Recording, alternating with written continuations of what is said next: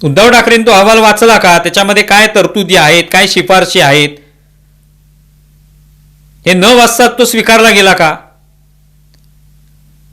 आणि मग तसं असेल तर त्यांना कोणी जाब विचारला का की बाबा तुमच्या काळातच हिंदी सक्ती करण्यात आली, मग आज तुम्ही आंदोलन का करताय, असा कोणी प्रश्न विचारून हा मुद्दा कोणी उचलून धरला का? तो उचलून धरल्याचं दिसलं नाही. उचलून काय धरलं गेलं तर या सरकारने हिंदी सक्ती केली. हे सरकार जे ते मराठी विरोधी आहे, पण या सरकारने मराठी अनिवार्य केलेली आहे. हा शब्द तर आधीच्या सरकारने वापरलाच नव्हता, उद्धव ठाकरेंच्या सरकारने. पण या सरकारने मराठी अनिवार्य असेल सगळ्या शाळांना आणि त्याबरोबर हिंदी तिसरी भाषा असेल हे सांगून सुद्धा त्या विरोधात काहीच झालं नाही.